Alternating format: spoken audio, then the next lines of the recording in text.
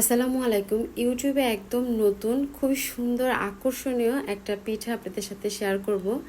আর এটা হচ্ছে স্ট্রবেরি পিঠা। নারিকেলের পুর ভরা, দেখতে একদম সেম স্ট্রবেরির মতন, আবার খেতেও কিন্তু বেশ সুস্বাদু। একবার হলেও কিন্তু বাড়িতে ট্রাই করবেন। আর এটা যতই নাড়াচাড়া করে না কেন একদম এটা ভেঙে যাবে না, অ্যাডজাস্ট হয়ে আছে এটা একটার সাথে আর একটা। আর আমার মনে হয় এটা কেউ বুঝতেই পারবে না যে এটা স্ট্রবেরি নাকি। তো এটা কিভাবে বানালাম একটু আপনাদের সাথে শেয়ার করি। কড়ার ভিতরে আমি 1 কাপ দুধ দিয়ে নিচ্ছি, লিকুইড দুধ। সামান্য একটুখানি লবণ দিয়ে দিলাম। তারপর দুধটা বলক আনা পর্যন্ত অপেক্ষা করব। দুধটা যখন বলক চলে আসছে তখন এখানে রেড কালারের ফুড কালার আমি এখানে ইউজ করেছি। অবশ্যই একটু ভালো ব্র্যান্ডের ফুড কালারটা নেওয়ার চেষ্টা করবেন। আর দিয়ে দিচ্ছি 1 বাটি, স্যুপ বাটির 1 বাটি দিয়েছি চালের গুঁড়া। তারপর একটু ছড়িয়ে ছিটিয়ে ঢাকনা দিয়ে ঢেকে 2 থেকে 3 মিনিটের মতন আমি এটা রেখে দেব। তবে এখানে তাপমাত্রা হচ্ছে আমার নর্মাল হিট। তারপরে ঢাকনা তুলে এটা আমি মিক্স করে নিব, মানে দুধের সাথে চালের গুঁড়াটা খুব ভালো করে। তারপর আবারও ঢাকনা দিয়ে ঢেকে রেখে দেব 2 থেকে 3 মিনিটের জন্য। তবে এই পর্যায়ে কিন্তু আমার চুলার আঁচটা একদম অফ করে দিব। আর একই মানে সেম করেই আমি কিন্তু সবুজ রংটাও করে নেব। তবে সবুজ রংটার ক্ষেত্রে খুবই অল্প পরিমাণে চালের গুঁড়াটা নিলে ভালো হয়, মানে এত বেশি লাগে না আর কি।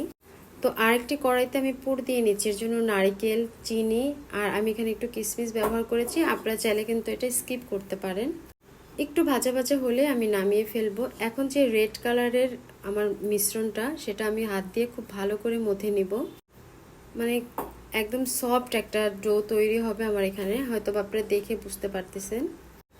আর সবুজ রঙের ডোটা কিন্তু খুবই অল্প নিয়েছি আর কি। এখন একটুখানি গোলা নিয়ে তারপর আমি এটা স্ট্রবেরির একটা শেপ দিয়ে নিব হাত দিয়ে। এটা আসলে যার যার হাতের একটা শেপ, হাতের একটা গুণ, এটা বলার মতো কিছু নাই।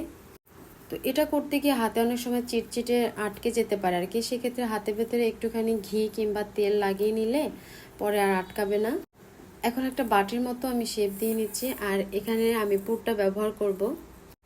এখন নারিকেলের যে পুরটা ঠান্ডা হয়েছে, এ পর্যায়ে আমি নারিকেলের পুরটা এখানে দিয়ে তারপর এটার মুখটা আবার বন্ধ করে এখন খুব ভালো করে আমি একটু স্ট্রবেরি শেপ, যেটা মানে মিনিমাম আমাদের যেরকম হাতে আসে সেভাবে করে আমি একটু দিয়ে নিব।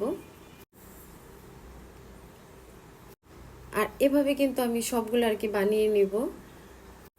প্রথমে আমি লাল রঙের গোলাটা থেকে স্ট্রবেরিগুলো সব একসাথে বানিয়েছি, পরে আমি পাতাগুলো আর কি ব্যবহার করেছি বানিয়ে, তারপর এটার সাথে আটকে দিয়েছি।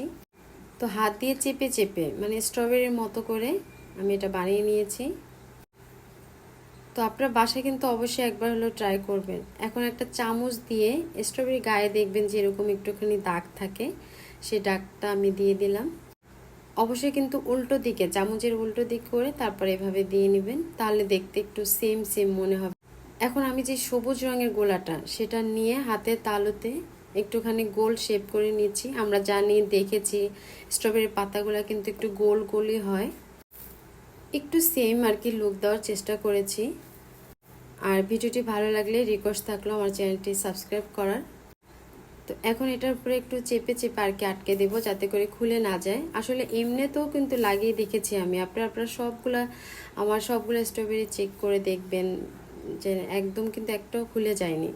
তো এটা বসিয়ে দিয়ে তারপরে চামচের যে গোড়ার অংশটা সেটা দিয়ে আমি একটু পাতার যেই শিরাগুলো থাকে সেগুলো দেওয়ার চেষ্টা করেছি, মানে যেন মনে হয় যে এটা একটা পাতার শেপ, পাতা আর কি।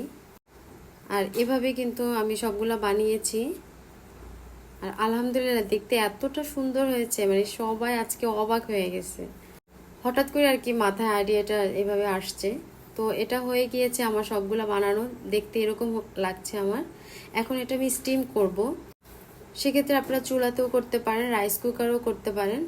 তো এটা আমি প্রায় 15 মিনিটের মতন গরম পানির উপরে আর কি স্টিম রেখে তারপরে স্টিম করে নিয়েছি। আর মনে হচ্ছে কি যেন নাই। তো সেক্ষেত্রে আমি এখন এখানে কি করেছি, মানে বাসায় তিল ছিল, তো সাদা তিলটা আমি এখানে একটা একটা করে বসিয়ে দিয়েছি। আর ওই যে বললাম 15 মিনিটের মতো আমি এটা স্টিম করেছি। এই যে আমার এটা স্টিম করা হয়ে গিয়েছে। এখন জাস্ট লুকটা এরকম হয়েছে দেখতে। ভিডিওটি ভালো লাগলে প্লিজ রিকোয়েস্ট থাকলো আমার চ্যানেলটি সাবস্ক্রাইব করার।